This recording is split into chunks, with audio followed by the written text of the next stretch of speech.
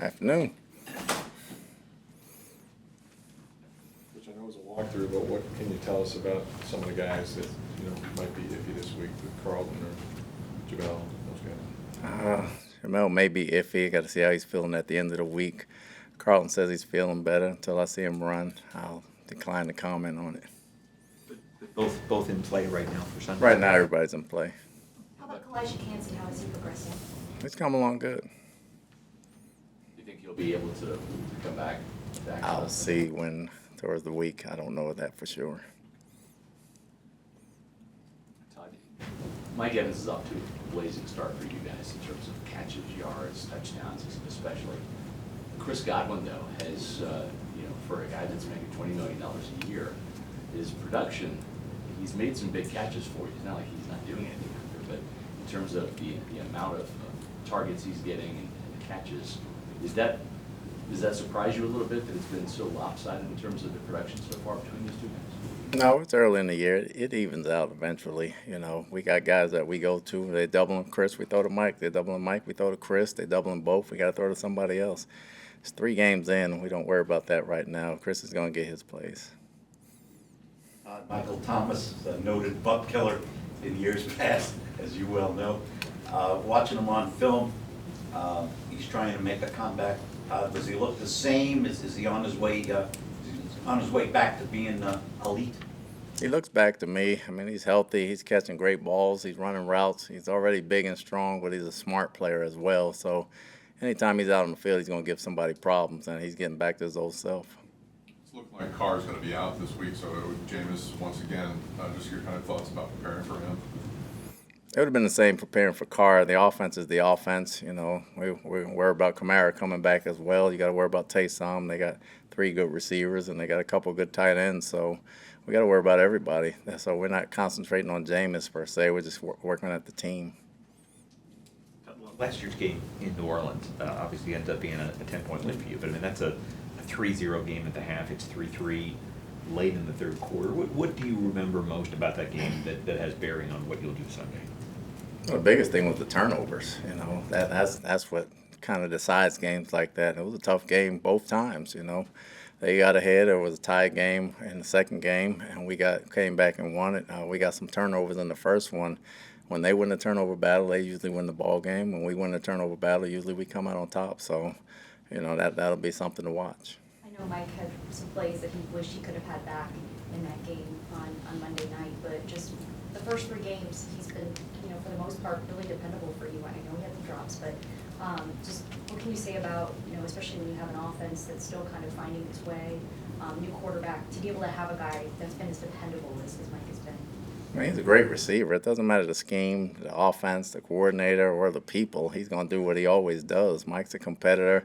He loves to play the game. He's a very smart player. He's a very tough player, and he performs well, and it shows in his practice ability. What do you think happened there on that one drive where you guys were able to get that touchdown with Mike, where he had those 2 big catches leading up to it and then was able to score that touchdown? Just what was working so well for him and Baker, and how do you replicate something like that?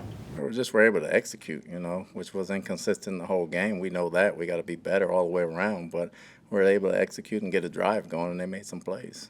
Todd, every year Mike says he's not going to do anything to hurt his team, and every year it seems like Marshawn Lattimore gets under his skin and something happens. He's been suspended before, he's been fined. What do you say? That's a great battle, right? It depends on how the referees manage it, but how do you keep a guy, within, the boundaries of not hurting his team with flags and stuff? Anytime you got 2 great players and they want to compete, both want to win, both, as long as they play within the whistle, that's fine. We don't want to hurt our team, and I'm sure they don't want to hurt their team. So it's going to be a competitive ball game. Just keep it in between the whistles. Todd, you had Vita Vea and Tristan Wirfs go out for the coin toss. Are you guys any closer to naming captains for the rest of the year? Not at this time. We switch up every time. Saints are getting Well, Alvin Kamara. Go ahead. The Saints are getting Alvin Kamara back this week. What does he? I mean, obviously you've seen a lot of him. How tough is it to keep that guy corralled? Oh, he's tough. I mean, he's one of the toughest backs in the league. He can run it and he can catch it. He can slash. He can play receiver. He can do a lot of things. He can run up the middle. He can run outside. So it's going to be a chore because, he's the most athletic of all the running backs they had. So he presents a problem.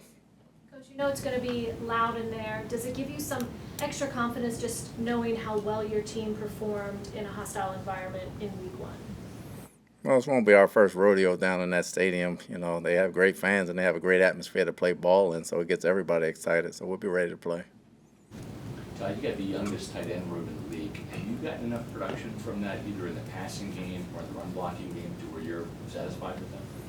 Week 3, you're not going to be satisfied with anything. It's a work in progress right now. I trust those guys. Those guys, for the most part, played in games last year, obviously other than Wells, but those guys do a good job of what they do, and as the season unfolds, their productivity will go up. Your thoughts on just how your team was able to kind of regroup coming off their first loss of the season? 24-hour rule. We get ready for the next one. You know, the good thing about losing Monday, you turn right back around and get back to work and get ready for the next game. You don't have time to think about it.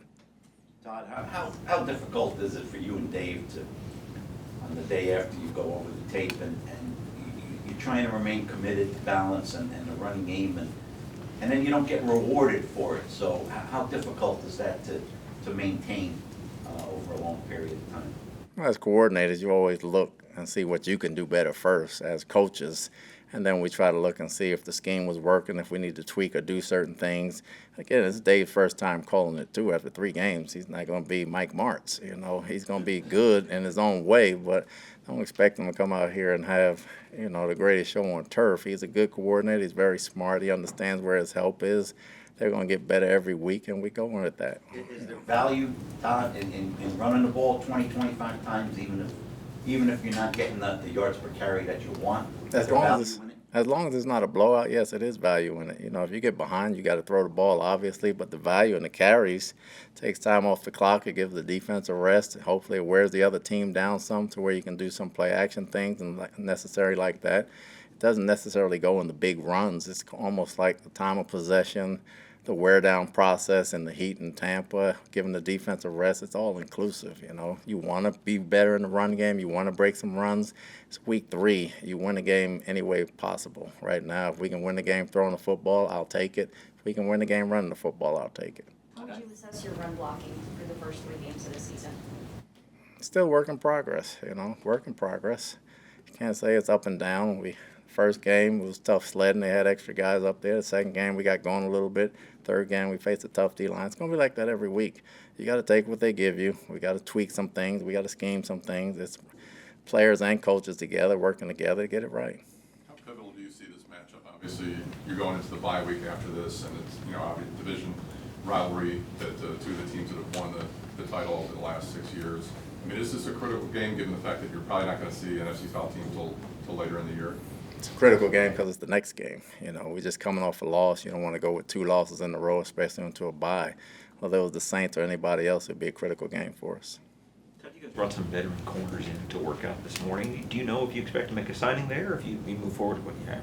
We're looking at it, you know, as a walkthrough today, so it's hard to tell right now. We got to check the progress throughout the course of the week, and if it doesn't look good, we may sign one. Coach, do you expect full availability for Devin White this upcoming weekend after groin injury?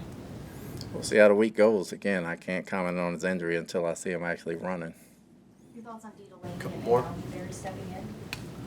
Just some good things. He has some things to work on. He made a great play. I know he's a ball hawk. He's dependable. He's reliable because he's a jack of all trades and can do a lot of things for us. And we throw him into some tight spots, and he delivers.